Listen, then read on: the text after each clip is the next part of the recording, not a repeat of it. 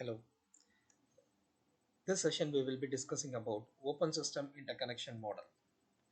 Okay, we call this in general as OSI model, which was standardized by ISO, International Standards Organization. This OSI model is a layered architecture. It consists of 7 layers, starting from the bottom: layer 1 physical layer, layer 2 data link layer, layer 3 network layer, layer 4 transport layer, layer 5 session layer, layer 6 presentation layer, and layer 7 application layer. So these layers have their unique responsibilities towards the data communication in a network. So we're going to learn all the responsibilities and functions of each of these layers. We will start with layer 1 physical layer.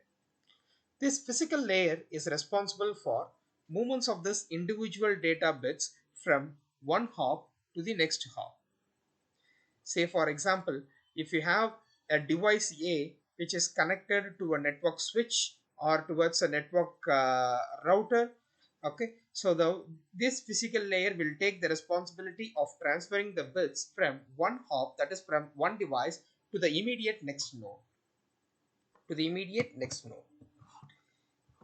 Yeah.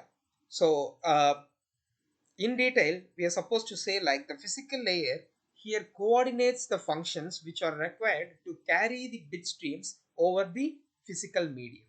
The physical medium may be a wired medium, or it may be a wireless medium, or it may be a fiber optic medium. So this physical layer deals with the electrical and mechanical specifications of this physical medium which are used for interconnecting the network. So you can see the very first responsibility of the physical layer is physical characteristics of interfaces and media. So this physical layer defines the type of transmission medium which is used in the network. And the second one is representation of bits. So, for transmitting this data bits, it must be encoded into signals. That means, uh, it may be like encoded into an electrical signal or optical signal with respect to the type of medium that we prefer to use. If we are using a copper twisted pair cable, we will be converting these bits into an equivalent electrical signal. If we are using a fiber optic cable, we will be converting this data bits into a light signal. Okay, so how do we represent the bits? That is very important, right? So physical layer deals with the representation of bits, and it also defines the type of encoding which is to be used for transferring this data bits from one device to the other device. It defines the data rate at which this data bits can be transferred over the network. Synchronization of the sender and receiver has to be maintained by this physical layer. Line configuration, whether we do have point to point or point to multi-point configuration. So physical layer deals with this type of line configuration we use. The physical topology, which defines the logical manner in which all the computers are interconnected in a network. So the type of topology that we are actually using, physical layer deals with the type of topology which we are actually been using in our network. And transmission mode, very importantly, whether we are using a simplex communication, half duplex communication, or full duplex communication. That's really very important, right? So the physical layer deals with the type of transmission mode that is used in this data communication network. Yeah. The second layer, layer 2, is actually the data link layer. The data link layer is responsible for moving the frames from one hop to the next hop. Students, you should understand, at data link layer, the data is actually called as a frames. The data will be wrapped up along with some control signals or control informations and required flag informations, and they are together called as a frames. When the same data represented in the network layer can be called as a packets. In the physical layer, the data can be represented in the form of bits. Okay. So the data link layer is responsible for moving this data frame from one hop to the immediate next hop. So the frame responsibility of this data link layer is framing. Framing, the part where it actually takes the data to be contained within a frame, where it may have a start of the frame and end of the frame, a unique pattern which was defined in the form of flags. Along with this, you have some error control mechanisms, you have some access control mechanisms which are added together and will be forwarded into the network. Then physical addressing. The most important part of this data link layer is physical addressing. We call that as an Ethernet address, or it may also be called as a LAN address, which is of 48 bits. 48 bits, and this address is going to be unique for all the devices, which will be provided by the device manufacturer. The third responsibility is the flow control mechanism. So in any communication network, the sender should not transfer the data packet so that the receiver may get overwhelmed. Say for example, if a sender is transmitting 15 packets at a time, where the receiver can handle only 10 packets at a time, the remaining 5 packets needs to be kept on the data communication network, or it may be discarded out of the network. So in this situation, we do not tolerate with the loss of data when it was to be delivered at the destination. So in this case, we need to adapt some flow control mechanism so that the receiver may never overwhelmed by the packet sent by the sender. So in these situations, we need to adapt with some flow control mechanisms. There are various flow control mechanisms like stop and wait flow control, sliding window flow control mechanism, go back in flow control mechanism, selective repeat flow control mechanism. Yeah, so these are all some protocols which defines the flow control mechanism so that they can avoid the overwhelming of the receiver. And the next one is error control mechanism. The data on transit from sender towards receiver in a physical transmission medium, they may get corrupted due to some external factors. So at the receiving end, the data may get altered than what it was actually been sent by the sender. So in this situation, we recognize that the received data contains some error. So we need some mechanism to recognize that the data, whether they have an error or not. So we have some error detection mechanism. Once if the error is detected, we need to do a correction. So we have to have the error correction mechanism also. Then the last one is access control mechanism. How any node can take a chance for transmitting their data packet into the medium at a time. Say for example, if more than two number of devices are competing to transfer the data packet into a transmission medium, there must be some there must be some access control mechanism so that every node can send their data packet without colliding with the data packet sent by any other node.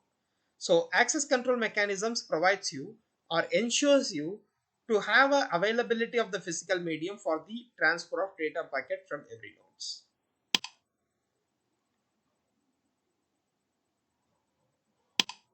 Right. This is the network interface card of your computer.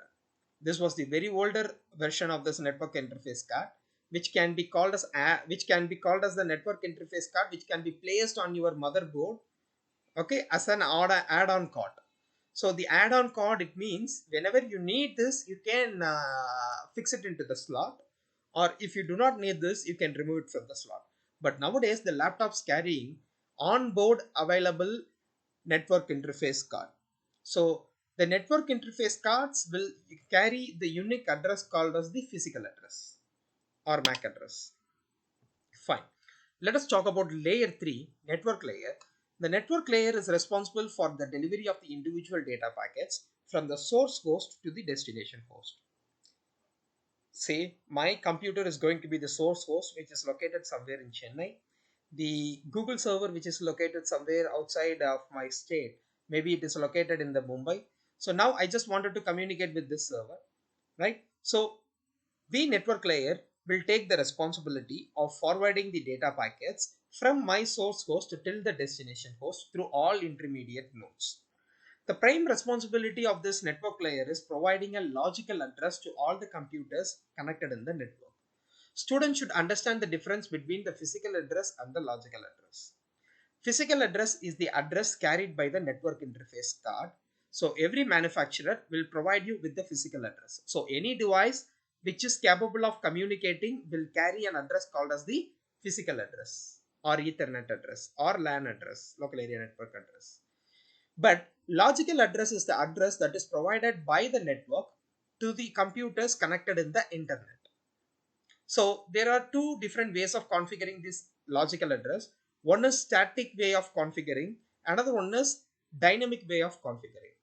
We have a unique protocol called as a DHCP, Dynamic Host Configuration Protocol, in which the IP addresses, that is Internet Protocol based address, will be provided to all the computers connected in the internet network by the server. Or the network designer can himself configure an IP address to their device based on their network design. So this is logical address, and this logical address is going to be an unique address. No two devices can have the same addresses at the same time. Then we come to routing. The concept of routing is to find the best optimum path to reach the destination. So the router is the device which is capable of doing a routing process so that the data packet can be routed from the source to the destination through all intermediate nodes. Transport layer. The transport layer is responsible for the delivery of message from one process to the another process.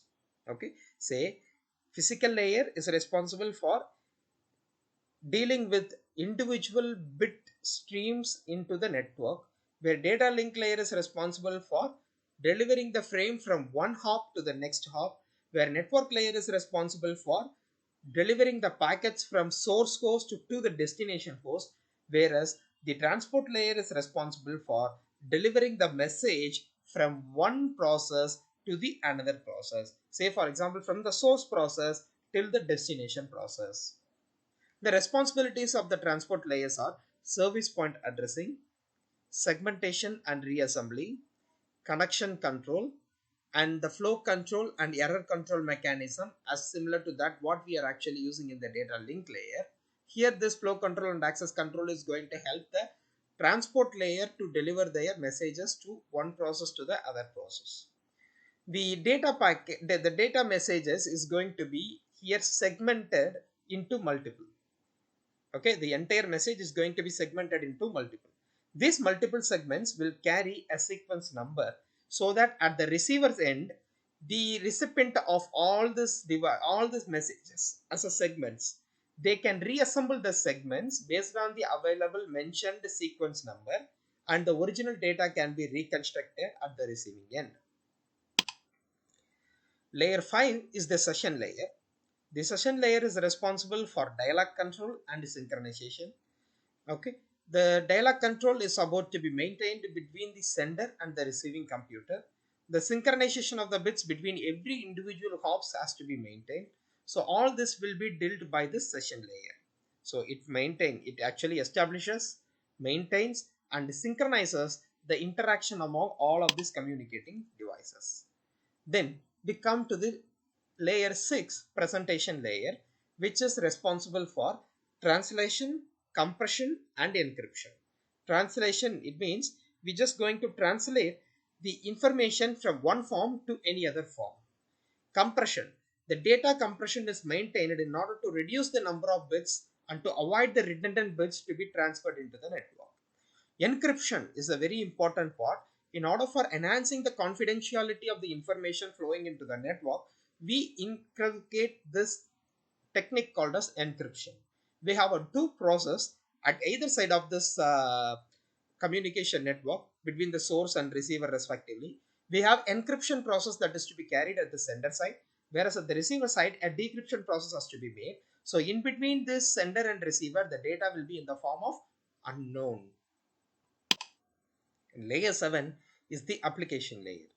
Application layer usually enables the user, that is the people who actually uses an application program, to access the network. So I just wanted to open my laptop, I just want to send a mail.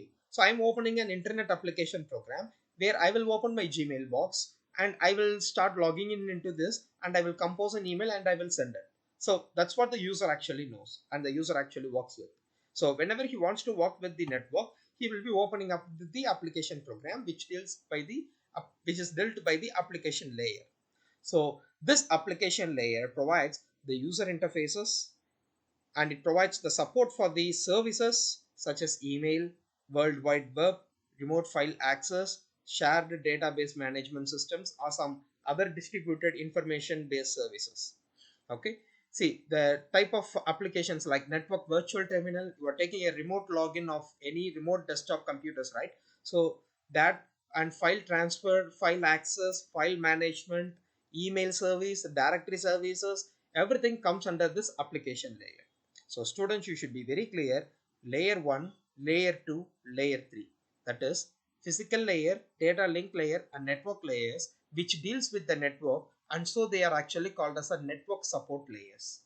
Layer 5, layer 6, layer 7. That is presentation layer, session layer, and application layer deals with the applications used by the user, and so they are actually called as user support layers. So transport layer is the one which governs the communication between the higher order layers and the lower order layers, so that the data can be communicated through the entire network. So this is all about the OSI model, Open System Interconnection Model.